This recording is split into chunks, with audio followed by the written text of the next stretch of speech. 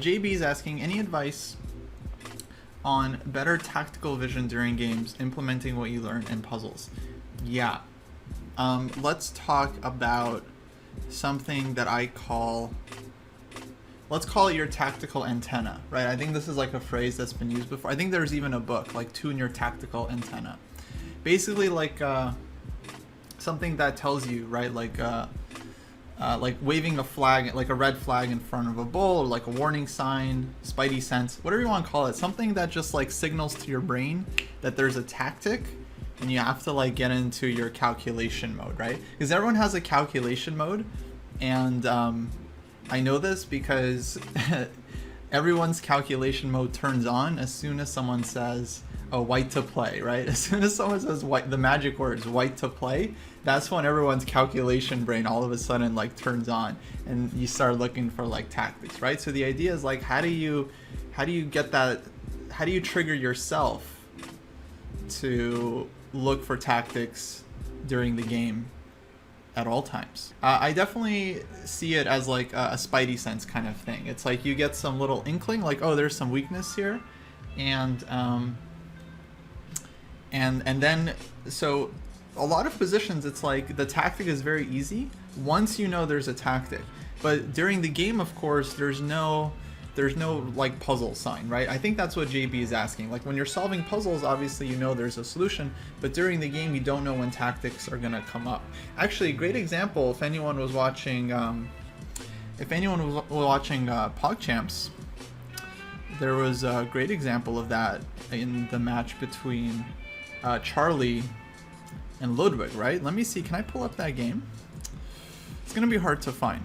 Maybe I'll try to recreate the position to kind of remember what it was like. Oh right, he hung the knight. Yeah, actually it was kind of a weird opening. It was he plays the Alapin, right? Ludwig plays the Alapin, right? I'm really concerned about his repertoire. This was the game, right? He gets his knight trapped in the center of the board.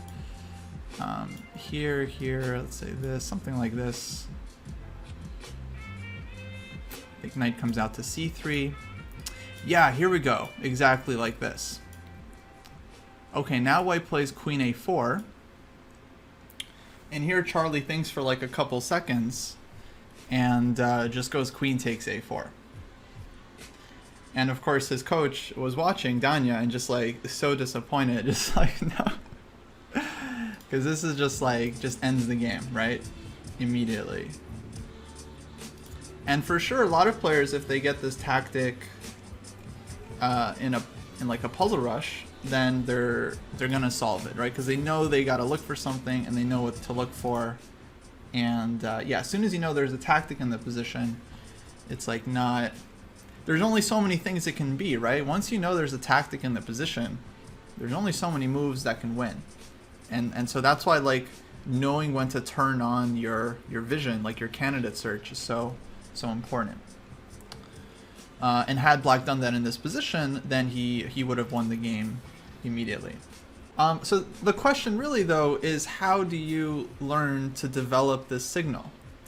Now, I think for stronger players, you get signals, but you just check every turn. Like literally every single move in the game, you look for tactics. Like your opponent makes a move and you do a quick search, like, did he hang something? No? Okay, let's play normal chess, let's improve our pieces. Like when I'm playing Blitz, that's kind of my process, or Rapid, like, and Classical as well, because you have more time, so you can definitely afford to do this in Classical. Like the opponent makes a move, any move, doesn't matter, on any board, just any move, and just you quickly take a look around. You just kind of like pretend for a second, maybe there's something, maybe there's a tactic, and if there is a tactic, what could it be? And then you look for forcing moves, you look for your usual thing, and if there's something, if there's any kind of interesting idea, anything that can possibly work, then you can then choose to kind of invest more time and try to like dig in a little bit deeper, and then you kind of switch into kind of what you would call like your system 2 thinking. There's this like theory that's been kind of like floating around a bit, right? Like you have your system 1 thinking, like your super quick pattern recognition speed type of thinking, and then you have like your system 2 when it's actually better to like slow down and like look for options and take your time. So once you kind of identify an idea is interesting, then that's when you should kind of slow down and see like, okay, I want to play bishop takes c3. Does white have any resources? Is there anything he can do? You know, bishop d2, I take the queen, you know, and then you just kind of slowly break it down and you work it out. Let me show you guys one example of the signal though. So to sum up what I just said, once you get to a certain level, you just look for tactics every move. If you notice anything about your opponent's position that's exploitable, you just try to figure out, is there anything you can do? And on every move, it's not like this move queen a4 is like, oh, obviously a losing move, right? You can say like, well, the queen is only defended once, so that's kind of like a weak piece. It's only defended by one piece. That makes it vulnerable. But I don't think that's how most players would find the tactic. I don't think most players look at this and they think, that queen is vulnerable. I wish I could remove this knight with tempo. Oh, my lucky day. Bishop like, no, the way it works is like you just see bishop c3 and then all of a sudden the queen is undefended and your brain lights up. Like if you watch Daniel when he was seeing this game, like, you know, his body jumped out of his or his soul jumped out of his body like faster before anyone understood what was even going on, because he just recognized the pattern so quickly. It was like it wasn't even I mean, it was just like light speed. And it's not even about recognizing the pattern. It's just like a strong player is just going to check your forcing moves every single turn. Every single move that bishop takes c3 check is possible, it's a candidate move. And so it's worth that like half second just to see, is there any potential there? Usually it's not a good move. You're giving up your bishop for this knight. This is your best piece. We're also down a piece, so we don't really want to be trading for no reason. But if it's a winning tactic, then obviously we want to consider it, and it could be a winning tactic at any point. So when we talk about signals, things that can tip you off that it's time to turn your tactical brain on, that it's time to turn on the search, the vision, there's quite a few things that can tip you off. So obviously any potential check in the position should kind of be looked at. Undefended pieces, right, is obviously a big one. I'm sure people have mentioned this in the chat. If a piece is undefended, it's obviously always going to be kind of vulnerable to a double attack, a fork, something like that. But then there's stuff that I would just call them tactical elements. So to me, a tactical element is like a signal. So a tactical element is like when a piece is pinned, when a piece is in range. So for example, let's say this queen was on b4.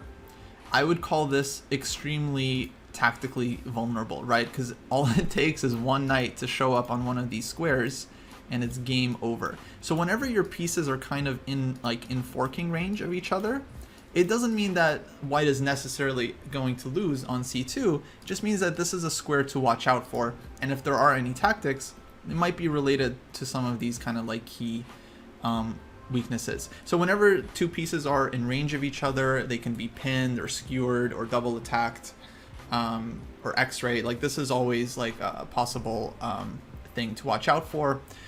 Pawn moves, is a big one. Like any pawn move is always going to be like weakening some squares. So as soon as white plays g4 in some position, the knight on f3 is hanging, and that's a signal that maybe there's some trick with the knight. So as soon as anything goes undefended, as soon as there are any possible checks, these are some like the most common tactical elements. Obviously, captures as well. Captures should be considered on every move. And if there's a lot of possible captures, then what happens is pieces become overloaded. In this case, the knight is not really overloaded, but let's just say, for example, we play a couple moves out, knight of 6 castles. Here we would say white's knight on c3 is overloaded, and this is kind of like a key tactical element, very typical vulnerability, where we would like trade queens, take on e4, and we want a pawn. I mean, obviously we're still down a piece, but I think you guys get the point. Okay, this comes from one of my games a few years ago, and I was playing black in this position, and I played the move. It's equal position, so far we have this kind of weird structure. I played the move bishop to g4. Let me ask you guys this, in this position for the chat, what tactical elements do you see? What are some possible vulnerabilities in white's position? one vulnerability is that the bishop on d3 and the knight on f3, these pieces are in double attack range. So my opponent here is a strong player. He's like 2200, and I think at this point he's already beaten me in like 1 or 2 games. So I mean, he's a strong player. This was years ago, so I was like 21 or 2200 at this point as well. Now e4 doesn't work. Like white has a bunch of pieces covering the square, so we're just going to lose a pawn if we play e4. But this is just something to keep in the back of your mind, right? Because at some point e4 might just win a piece, right? So this is like a possible tactic that both players have to keep in mind. And at every move in this game, I'm going to be looking to see if I can play e4, because this is like a big trick that could just win me the game. So I'm always going to be trying to see if I can make it work. Okay, so, and VigNG says there's a b3 idea. So yeah, this is another like tactical element. Is b3 gonna do anything? It's not clear what, right? But b3 is like a tempo and it attacks the queen, and the knight is kind of in range of b4. So the queen and bishop are kind of in forking range of each other, right? So this is just something that like you don't know if we're gonna get anything out of this, but it's just something to kind of like think about, especially on your opponent's turn. These are the kinds of things you want to just be taking stock. Like, what are some possible tactics? You know, if I could helicopter my pieces anywhere, where would they go? Because that might give you some tactical ideas. Okay, so white played h3. Yeah, Max is exactly right. This is called clearance. So h3 is logical, but it turns out to be a very, very serious mistake. And basically, white just doesn't fully calculate here. It doesn't anticipate that there could be some tactics in the position. And so I take on f3. Knight takes f3, right? Keeping this one defended. And now e4 is still not possible, right? White has 2 defenders on the square. But black to play. Does anyone see anything that black can do? Yeah, the magic words. Black to play. And all of a sudden, all the gears start grinding, right? Everything starts working. Okay, b3. Yeah, good job, guys. b3. So let's see what happens here. So if queen takes b3, then the queen is pulled away from e4, and we have our fork. And if a takes b3, well then knight b4 comes in the picture, forcing move. Queen b1 takes on d3, gotta take back. And e4 again. Wins the piece.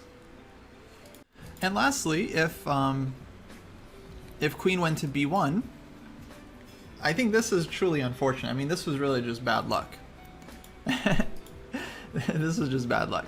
B takes a2, rook takes a2, knight b4, and we have another fork. And whatever white does, we're taking on d3, and however white takes back, we have e4. So black wins the piece. Yeah, so, you know, if you look at the game, if you just play through it quickly and just look at it, you know, at face value, it looks like, oh wow, b3, like really nice tactic, you know, whatever. But when you take into consideration everything else, it's like, how else was black gonna win? You know, I mean, it's like, once you notice like all of the tactical elements, it actually does come up as a pretty immediate forcing move, and the chat, you know, found it pretty quickly. But when you have like the tactical brain working, then you're going to be considering these moves every turn. And so that's kind of what I would encourage you guys to practice. You know, when you're playing your game, like try to stay concrete, like you're always calculating lines, you're not like zoning out. When it's your opponent's turn, you can think about like generalities, you know, looking for possible weaknesses and trying to think like, okay, how am I going to improve my position from here? What are some possible tactics? But even on your opponent's turn, you can still think in concrete terms. You can try to think like, you know, what are they going to play? So how do you improve your tactics? Of course, do a lot of puzzles and then review your games, right? When there's tactics that you missed, it's obviously very instructive to review your games and see the tactics that you overlooked, right? And this is where engines come in, and they're very, very useful because they just immediately show like here's a trick you missed, here's another tactic, and yeah, over time you analyze enough games and enough tactics, you know, you're slowly, like your tactical vision just kind of slowly gets better and better. I mean, I imagine most people have like a similar experience. You know, everyone starts somewhere, and usually people start off, like we all start off as beginners, right? It's not like everyone starts somewhere random. No, we all start as beginners, and we can't really calculate much of anything or visualize anything, but kind of slowly work your way up. You're able to see like 1 move ahead, 2 moves ahead, you know, 3 moves ahead, etc.